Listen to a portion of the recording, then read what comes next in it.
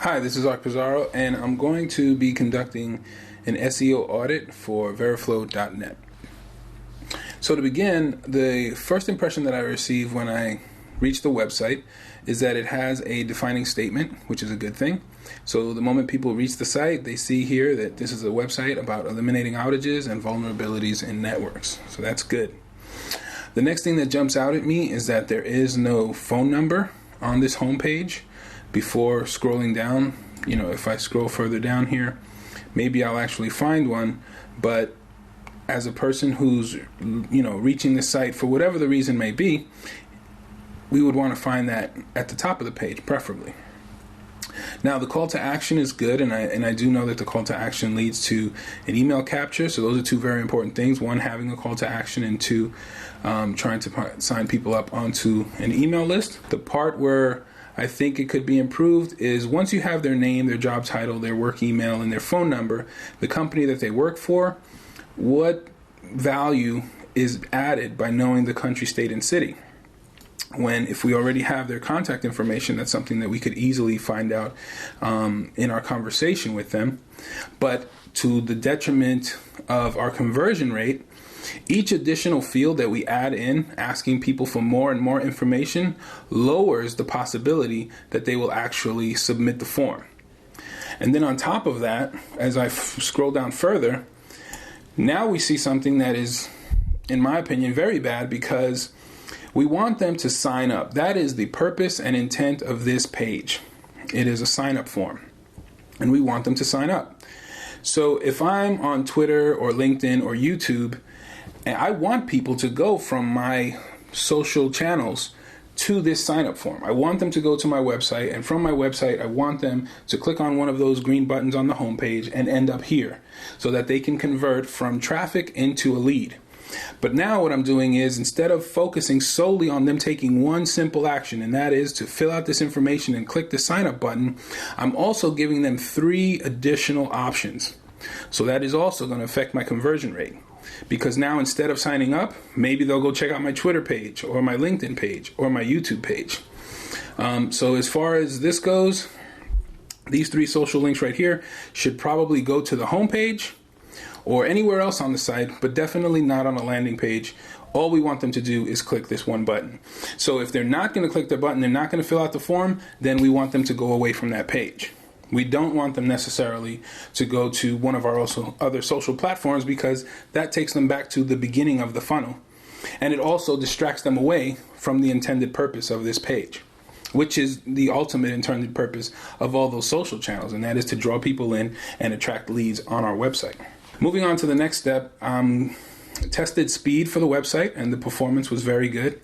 Even with the video, which I know it looks very good. I'm just not particularly a fan. I think, static is better than moving, only because video takes up more space. As we can see here, the page size is large. That's probably due to that video, but it works well. It's not detrimental at all. The performance grade is a 92, and the load time of the website is 1.97 seconds, which is right underneath Google's ideal website loading time, which is 2 seconds. They like that, and they will reward that, the fact that you are fulfilling their requirements. In terms of whether or not the page is mobile friendly, here we can see that the page is mobile friendly. This is Google's tool for testing whether or not a page works on mobile, and this one does, so that's perfect. And then in terms of checking the site and the amount of links that it has, the more links the better. Obviously, this is a little code that we use to get specifically site-related links for Veriflow.net, and there are about 500,000. That's great. That's well done to the PR team, who have built a bunch of links by creating buzz about the company. Now, the next thing that jumps out at me right away is that the meta description isn't serving the purpose of an advertisement, and it should. All of our meta descriptions, all of our definitions or profile definitions on the different social platforms should all act as an ad. Not maybe to the point where they're super salesy, but definitely to where they educate the public as to who we are, what we do, and then a call to action. And I see that was the intent here. It just wasn't executed the best. So here we have the statement that tells people who we are. Veriflow pioneered a new way to enterprise to model, manage, protect their networks from vulnerabilities and outages, leveraging Veriflow's patented continuous network verification technology. Now here, instead of saying that, what it should say is something more to learn how Veriflow's patented technology can help your company today. Contact us at email, phone number. And that can, be reworded. I'm just going off the top of my head with the copy. But definitely we want to use this space so that every person who finds the site organically automatically knows what is Veriflow.net about and what should they do next about that. Okay, they should contact us.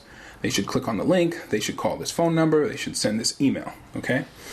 In regards to that, and in regards to being found for search terms, I took a look at the analytics for the website, and here I'm in the keywords, and as you can see here, some of the keywords, network secure, are very broad. That's a very broad term. It could mean a lot of things, and this is traffic based on what's being done with Google AdWords. So we can see here that this per click, we're paying $3.59, and let's take a look at what that phrase gives us when we search for it in Google. So as we can see here, we have Cisco with an ad in the top spot. We have Barracuda. We have AVG. So we have a networking company. We also have an antivirus company. Very confusing, but because the term is so broad, this type of thing can happen. Then we have Symantec, another antivirus company. A bunch of stuff about network security and Cisco is at the top, Wikipedia, and then a bunch of highly relevant and heavy authority websites like McAfee, CNET, Computer World, so on and so forth. Later on, we have magazines like the New Yorker and the Atlantic, or newspapers, and then more ads from network companies and things like that, but no Veriflow.net, even though we are paying for an ad to appear. And the reason why it's not showing up is because we're being outranked. So not necessarily the best use of resources, in my opinion. There's tons of room for improvement. Once again, this is just to show where we stand right now.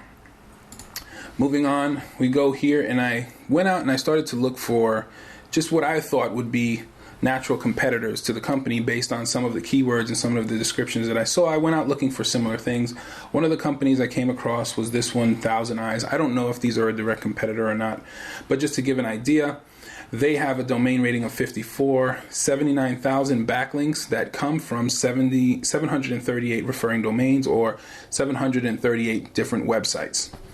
They have about 4,000 organic keywords, so things that will be found in natural search. That traffic brings them about 2,400 visitors according to this tool. These numbers are averages. They're to give us a ballpark figure. None of this is to be taken completely literally. And then they have here 858 paid keywords. In comparison, we have Veriflow, so the domain rating is a 47. That's pretty good. Only about 2,000 backlinks, 170 coming from 177 websites. About 159 visitors according to this tool. I know that it's more than that. It says here 11 paid keywords. So, talking about keywords, let's take a look and see where the big traffic keywords are based on what your URLs say. So based on the website's content, the website's pages, these are the keywords that this tool pulls out as being the most important, and this is the amount of traffic that they provide on a monthly basis. Okay, so you have next step funding, even though I know that's probably not relevant, but just to give an example, we have that keyword related to this page on Veriflow. Here's the URL, and then that brings in traffic of 880 visitors per month. Now, the problem is that keyword, Veriflow, is ranking for that keyword at position 26. So that is on the third page of Google. So if you were to rank for this keyword on the first page of Google, within the first 3 results, you would probably get something in the area of 100 to 200 visitors from that one keyword on this page. So, and that applies to each and every one of these keywords that we're looking at. The more keywords that you rank for, the more high traffic they have, the greater traffic that they have, then the greater amount of people that actually end up visiting the site and clicking on that green button and filling out that form. That's, kind of the flow of things. Another thing to look at is anchor text. And so Google is very big about anchor text because it speaks to relevancy. And so if they see too much of one thing, it starts to look unnatural. So here we can see that we have a bunch of times when Veriflow, just the word Veriflow appears. Then we have Veriflow.net. We have here Veriflow Systems, Veriflow.net. This is okay. But we would like to see a greater amount of variety. So maybe click here, learn more, white paper, different terms that people should be clicking on in different websites that take them to the same, destination, Veriflow.net. Not just branded and URL anchor text. Because after a while, what Google will say is, this isn't natural. This is too much of the same thing. Human beings don't operate that way. They will use different terms to take someone to Veriflow.net. Why are all the terms the same exact thing all the time from all these different websites? So that's a little bit more techie, but it is something to take into consideration. Moving on to the social, one of the things that jumps out at me is there isn't a lot of content on the Facebook page, and there are not many followers. So there's only about 29 people who have liked the page. So if I come to this page and I hear about this company for the first time and I see that they only have 29 people that like their page, they lose credibility right away. I mean, some people won't be like me, obviously, and they won't care about that. But the majority of people use that, the number of people that have been liked on Facebook, the number of people that have liked your property on Facebook, as social proof. And so, for instance, I always tell my e-commerce customers, when you start advertising on Facebook, don't expect to make any sales until you have at least 500 people that like your page. Now that varies. Sometimes it'll only be 100 or 200 and they'll start making sales. But generally speaking, it's somewhere in between 500 and 1,000. That's e-commerce, so it can apply differently here. But the ultimate goal of the Facebook page is social proof. So you want to be present. You want to show people that the page is maintained. It's continually updated with new and relevant information for the audience that you're targeting. And also that there are hundreds of people who follow this page. Same goes for your Twitter account, your YouTube, LinkedIn, so on and so forth. Moving here to the YouTube account. I don't know if this was a setting that was done purposely, but there aren't any numbers for the number of subscribers. Now, if you don't have many subscribers, maybe it's better not to show that you only have 6 subscribers, right? But you would definitely want to turn this property. YouTube is a huge traffic opportunity. People, when they come from YouTube, are already qualified, because if they went to this video and they're learning about network breaches, and then from here in the description, let's take a look and see how this has been done. In every description for every video, okay, so right here, we would want to see, let me pause this really quick. There's a couple of things that we would want to see here. So number one is we want to see a call to action with a full URL. A lot of people make the mistake of putting just the www, and then that doesn't create an actual link from YouTube. So having a link from YouTube is a benefit in and of itself, but also we want to be able to take this video and use it to drive traffic back to the website. So these 185 people who saw this, who viewed this video, none of them were easily able to go back to the website from this video. Okay, they had to go through the work of Googling it or typing in Veriflow.net if it's mentioned in the video. I haven't watched the video in honesty, so I couldn't say. But that's another thing. At the very beginning of the video, we want to let them know, because we don't know how much of that video they're going to watch. And this is a 1.5-minute video, which is good. Anything under 4 minutes is great. We don't know how much of this video they watch. So at the very beginning, we want to have a call to action that lets them know how they can contact us, where they should go. And at the end of the video, once again, how they can contact us, what they should do next, okay? Because you don't know if they're going to watch that video past the first 10 seconds. But if you get that call to action in the first 10 seconds, the call to action was given. Then this video should be transcribed, right? So you transcribe the video. Google even does this for you. Most videos on YouTube, after they've been up on the site for a few hours, will automatically be be transcribed, then you can just take that transcription, edit it, make sure that it says what you want it to, re-upload it. It's now corrected for closed captioning, and then you can take that same text and paste it here in the description. You put links, and you also make sure that your call to action is in there at least 2 times. Okay, that's the proper use of YouTube. Now, after that, you would obviously start to promote this video and all of your other videos as content. So you want to put that on LinkedIn, you want to put that on Facebook. You probably want to run ads on Facebook for people to watch these videos. For people to look at all of your content, you definitely would want to run ads on Facebook so that people will look at your content. And a lot of people will say Facebook is no good for B2B. I disagree, because all of the CEOs, CTOs, CMOs, all the C-level executives that you're probably interested in going after, all the directors of networking and things like that, they all have families, they all have friends, and the majority of them have a Facebook account. So when they're going on there to look at their, the favorite page that they love about fishing, they can see, you can target them specifically based on a number of factors. Facebook's targeting is amazing. And you can target them for them to see this video, for instance. Okay?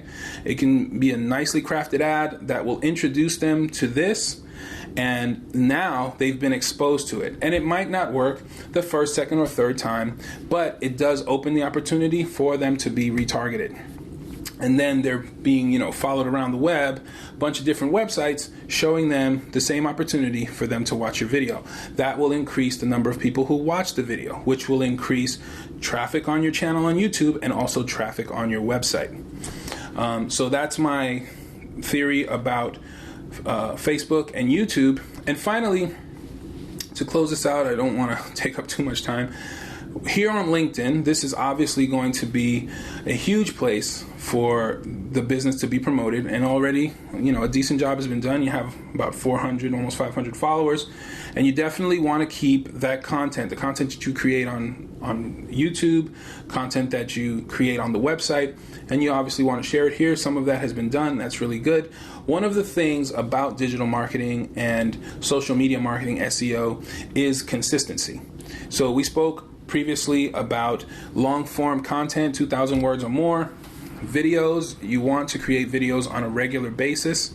Initially, looking back at the channel, only a couple of hundred views. Over time, these will become thousands, and the more videos you make, the higher the possibility that all those videos will then be seen into the thousands for years to come. Okay?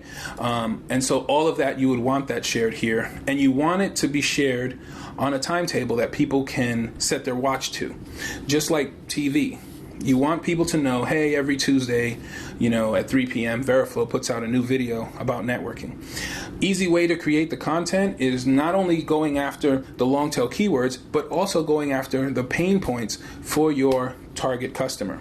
So your customer service team, your sales team, they're in contact with the customer, right? They're going to hear the same queries all the time. The same questions will always come in. You can take those top 10, those top 20 questions and create content around those questions so that before they've even gone to you, one, it helps customer service because people will now be able to see a video on YouTube, or they'll see it on Facebook, or they'll see it on LinkedIn, and their question is answered before they even called you or sent you an email. And two, it increases exposure because there's a bunch of people out there who haven't spoken with Veriflow but have those questions. They go into Google looking for an answer to the question, and there is Veriflow providing that answer, which builds authority, builds email lists, and ultimately captures more customers. So that is a simple audit. I can provide a list of keywords that I think would be good to go after first. Obviously, you'll have more information as to which are the questions that your customers are asking. And then what's very important is figuring out a content schedule, having a plan for every month as to when and what content you will be putting out on a regular basis. Highly important. The big mistake that most companies make is that they neglect the consistency, the frequency of creating good content. It gets a back burner because there's so many other things going on. But ultimately, it separates companies that really grow from companies that kind of chug along a lot of times. So I hope that was helpful. If you have any questions, I'm happy to discuss them further. So thanks for watching.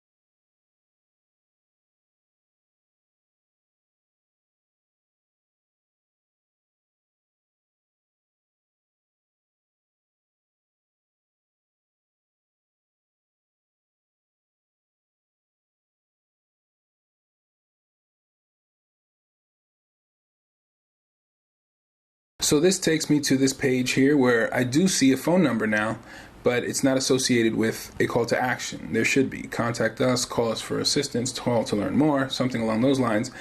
Then when I see here the call to action for the form, it's request a demo, submit the form below to download our white paper.